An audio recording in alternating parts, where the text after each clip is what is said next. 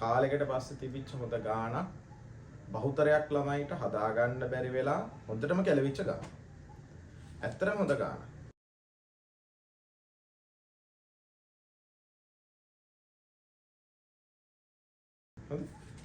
හරියට يعني ඇස් දෙකෙන් හරියට බැලුවේ නැත්තම් හරි දැක්කේ නැත්තම් ඊළඟට ගාන හදාගෙන යනකොට හරියට අවබෝධ වුණේ නැත්තම් මොකද්ද වෙන්නේ කියලා එන උත්තර විවිධාකාර උත්තර හොඳ සමහර වෙලාවට ගාන හදද්දි ග්‍රෑම් 15 අරන් තියෙන්නේ නියතිය ගාන හැදුවම එනවා 15 නෙමෙයි ග්‍රෑම් 15ට වඩා වැඩි ස්කන්ධයෙන් ආරම්භ හරිද එතකොට මේ හොඳ ගානක් ඇත්තටම කාලයකට පස්සේ තිබිච්ච හොඳ ගානක්. ගානේ හොඳට බලන්න මොනවද දීලා තියෙන්නේ. ගානේ දීලා තියෙනවා FeNO3 twice සහ FeNO2 twice. දෙන්නම ඉන්නේ. ඊළඟට මේක ඝන සෙන්ටිමීටර් 250ක් අරන් වතුරේ දිය ගන්න. ඒතර ප්‍රතික්‍රියාවක් වෙන්නේ නැහැ. වතුරේ දිය වෙන එක විතරයි වෙන්නේ. හරි? ඊට පස්සේ ආම්ලික කරලා මේ ද්‍රාවණය ආම්ලික කරලා 0.5 KMnO4 ද්‍රාවණයක් මගින් අනුමාපනය කළ විට වැයෝ KMnO4 පරිමාව ඝන සෙන්ටිමීටර් 70ක් ආම්ලික කරලා KMnO4 ද්‍රාවණයක් මගින් අනුමාපනය කරලා රයිට් එතකොට උපකල්පනයක් අවශ්‍යයි ආම්ලික කරනකොට NO2 වලට මොකද වෙනසක් වෙන්නේ නැහැ කියන එක නැත්නම් ගාන හදන්න යන්න බෑ NO2 කියන එක නා ආම්ලික කරද්දී ඒ විදිහටම තියෙනවා නැත්නම් NO2 වලට ආම්ලයක් දාද්දී දන්නවා තනුක ආම්ල වලින් NO2 පිට වෙන්න පුළුවන්. එහෙම වුණොත් මේ ගාන හදන්න බැරි වෙනවා. ඒකට එහෙමයි කියලා අරගෙනත් ඕන හදන්න පුළුවන් බැරි කමක් නැහැ. ඉස්සලා බලමු මේකේ ප්‍රතික්‍රියාව. මොකද්ද KMnO4 එක්ක අනුමාපනය කරනකොට එකක් තමයි ප්‍රතික්‍රියා ටික ලියන්න කියලා කියන්නේ. ඉස්සලා බලමු Fe2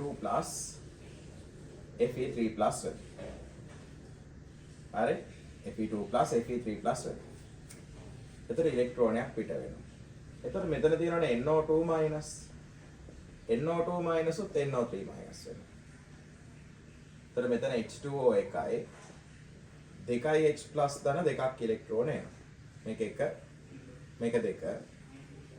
එතකොට මේ දෙන්න අපි බැලන්ස් කරගන්න පළවෙනි සමීකරණයට දෙවෙනි සමීකරණය දෙකෙන් වැඩි කරොත්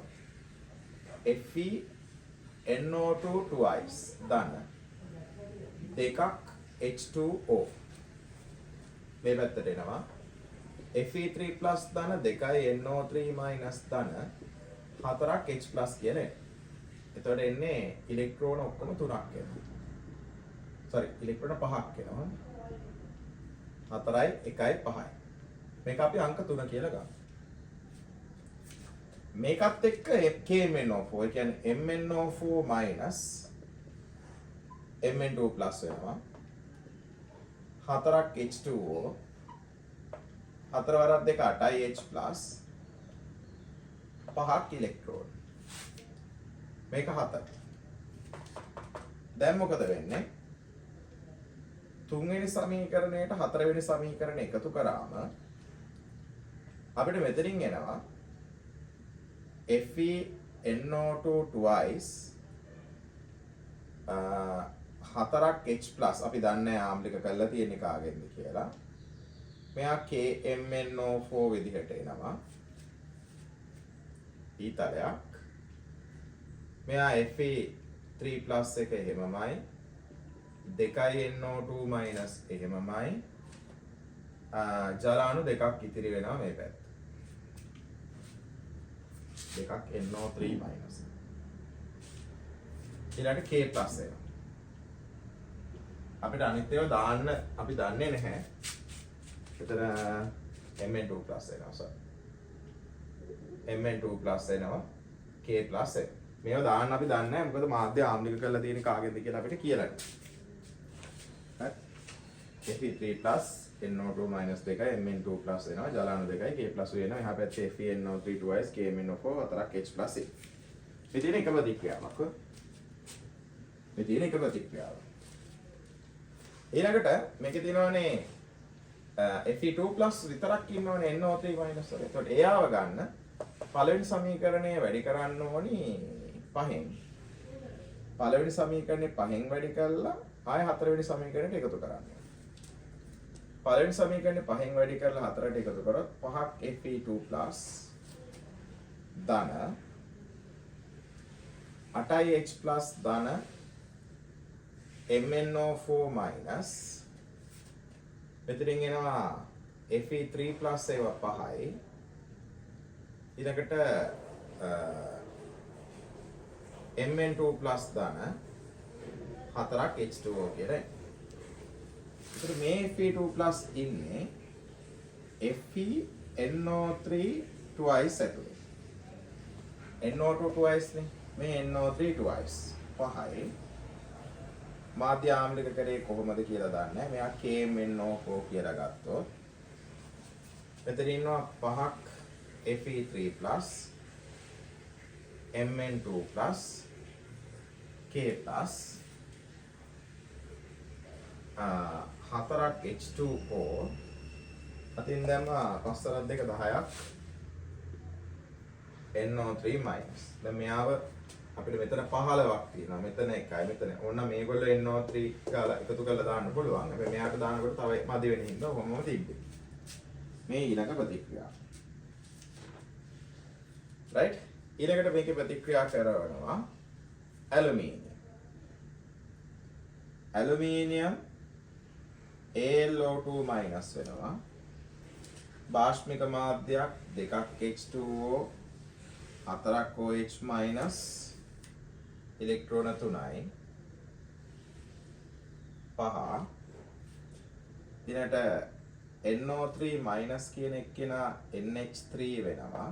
බාෂ්මික මාධ්‍යයක හයිඩ්‍රජන් ඔක්සිජන් දෙපැත්තක ඉන්න හින්දා ඔක්සිජන් වගේ දෙගුණයක් මෙතනට මම දානවා ජලය 6ක් H2 6 වරක් 2 12යි 3යි 9ක් ගියාම 9ක් OH- මෙතනට 8ක් ඉලෙක්ට්‍රෝන එනවා. මේක 6. දැන් මොකද කරන්න ඕනේ? පස්වෙනි සමීකරණය 8න් වැඩි කරලා 6 වෙනි සමීකරණය 3න් වැඩි කරොත් අපිට මෙතනින් එනවා 8යි ඇලුමිනියම් ධන 3යි NO3- ධන 2ක් H2O ඊතලයක් ධන 5ක් OH- ඊතලයක් 8යි AlO2- ධන 3ක් NH3 කියලා. තුලිත සමීකරණය අහන හින්දා 8යි ඇලුමිනියම් දැම්මා. NO3- ඉන්නේ යකඩවල නිසා FeNO3 thrice දැම්මා. 2යි H2O එහෙමමයි. 5ක් සෝඩියම් හයිඩ්‍රොක්සයිඩ් ඊතලයක්. සෝඩියම් හයිඩ්‍රොක්සයිඩ් ඉන්නේ හින්දා මෙතනට 5ක් NaAlO2 දානවා. Fe3+ ඉන්නේ හින්දා FeAlO2 thrice දානවා. ඒ දෙන්න ඉවරයි. 3ක් NH3. එක බැලන්ස් එක. හරිනේ?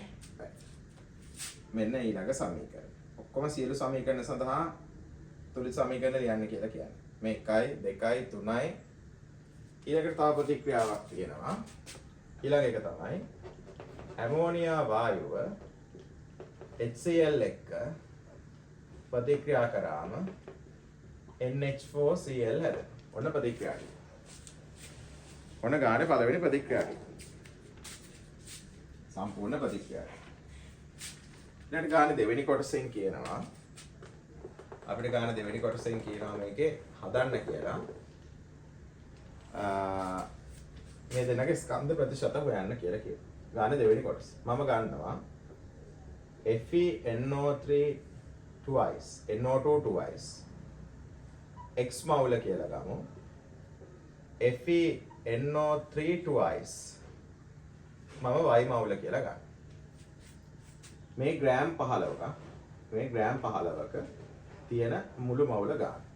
එම නිසා ග්‍රෑම් 15ක ඝන සෙන්ටිමීටර් 250ක තියෙන ගන්න. එම නිසා අරගත්ත 50යි ඝන සෙන්ටිමීටර් වල FeNO2 twice X බෙදීම 5යි මවුල FeNO3 twice y බෙදීම 5යි මවුල කියලා එනවා.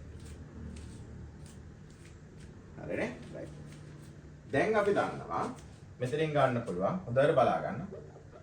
FeNO2 twice සඳහා KMNO4 x බෙදීම 5යි මවුල යනවා. FeNO3 twice සඳහා KMNO4 මවුල ගන්න. y බෙදීම 5න් මෙයා නම් මෙයා වගේ 5න් එකක් යනවා. 5න් එකයි ඒ කියන්නේ y බෙදීම 25ක් යනවා. එම නිසා මුළු KMNO4 මවුල ගන්න. එතනින් යනවා x බෙදීම 5 ධන y බෙදීම 25 සමානයි 1000ක 0.05 වැඩි කිරීම 70යි. මෙතන පොදු ගුණාකාරයේ 25 ගත්තොත් 5යි x ධන y සමානයි 25 මෙහෙට ගෙනිච්චම 1000ක 0.05 වැඩි කිරීම 70 වගේ 25ක් එනවා. එතනින් අපිට එනවා 5යි x ධන y සමානයි 87.5 වැඩි කිරීම 10 ඍණ 3යි මවුල කියලා එනවා. මේක එක. හරි දෙවෙනි කොටසට අදාළ පළවෙනි සමීකරණය. ඊළඟට දැන් හොයන්න පුළුවන්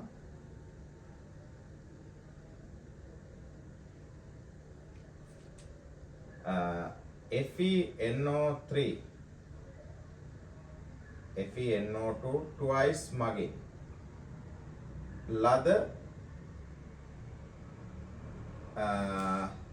NO3 minus ගන්න.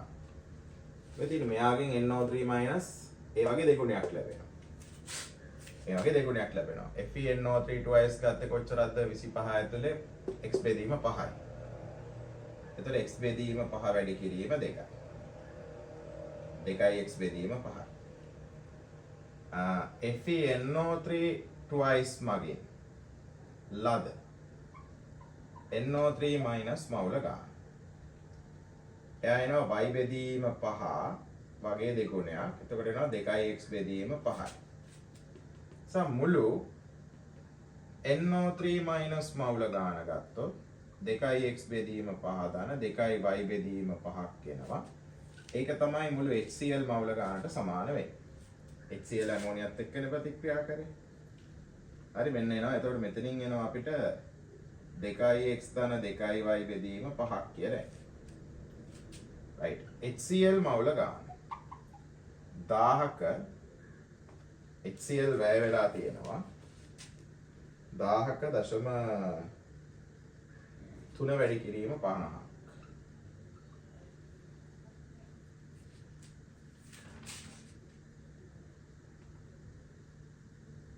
ඔව් 50ක් වැය වෙලා තියෙනවා. මේක සමානයි ඇමෝනියා ගාන. ඇමෝනියා මවුල ගාන සමාන වෙනවා NO3 minus මවුල ගාන. හරිනේ? එම නිසා පේනනේ හොඳ ගාන. ඒකෙන්ද අපිට ගන්න පුළුවන් එතනින් මොනවාද? මුළු NO3 minus මවුල ගාන ආවේ 2යි x ධන 2යි y බෙදීම 5 කියන එක සමානයි. මෙතනින් එනවා 5 3 15යි 1000ක 0.3 වැඩි කිරීම 50යි. එතකොට අපිට x ධන y කියලා එනවා මෙතනින් 1000ක 0.3 වැඩි කිරීම 50 5න් වැඩි කළා 2ෙන් බෙදන්න කියලා එන්නේ. x ධන y උත්තරේ සුළු කරාම එතනින් හම්බ වෙනවා x ධන y සමානයි 37.5 වැඩි කිරීම 10 ඍණ 3යි මවුල කියලා එනවා. මෙන්න දෙවෙනි සමීකරණය. හරි. දැන් පළවෙනි සමීකරණයෙන් දෙවෙනි සමීකරණය අඩු කරමු. එකෙන් දෙක අඩු කරොත් අපිට එනවා 4යි x සමානයි 87.5න් 37.5 වැඩි කිරීම 10 ඍණ 3යි.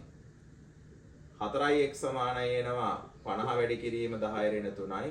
x සමානයි එනවා 12.5 වැඩි කිරීම 10 ඍණ 3යි. දෙකෙහි ආදේශයෙන් දෙවෙනි එකේ ආදේශ කරොත් y සමාන වෙනවා 37.5න් 12.5 අඩු කරාම 10 ඍණ 3යි. y එනවා 25 වැඩි කිරීම 10 ඍණ 3යි මව්. ඔන්න x හෙව්වා y හෙව්වා. එම නිසා FeNO2 twice ස්කන්ධය හොයන්න පුළුවන්. 12.5 වැඩි කිරීම 10 ඍණ 3යි මවුල වැඩි කරනවා. FeNO3 twice වල මවුල එක FeNO2 twice ගත්තම 180යි ග්‍රෑම් මවුලයට. සුළු කරාම එනවා 2.25 ග්‍රෑම්. එහෙනම් ප්‍රතිශතය හොයන්න 2.25 ග්‍රෑම් බෙදනවා 15යි ග්‍රෑම් වලින් වැඩි කරනවා 100න්. එයාගේ ස්කන්ධ ප්‍රතිශතය එනවා FeNO2 twice වල ස්කන්ධ ප්‍රතිශතය 115ක් එනවා. හරිනේ? ඔන්න යා. ඊළඟට මෙතනින් අපිට ගන්න පුළුවන් FeNO3 twice ස්කන්ධය.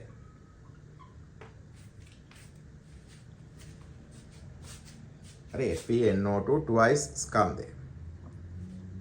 කොහොමද හොයන්නේ? එයා දන්නවනේ y මවුල 25යි නේ. 25 වැඩි කිරීම 10 ඍණ 3යි මවුල කියන එක වැඩි කරනවා 242යි ග්‍රෑම් මවුල්. එතකොට එයාගේ ස්කන්ධය එනවා 6.05 ග්‍රෑම්. එහෙනම් ප්‍රතිශතය හොයන්න 6.05 ග්‍රෑම් 15යි ග්‍රෑම් වලින් බෙදලා 100න් වැඩි කරනවා. ස්කන්ධ ප්‍රතිශතය එනවා එයාගේ 40.33ක් කියලා එනවා ස්කන්ධ ප්‍රතිශතය.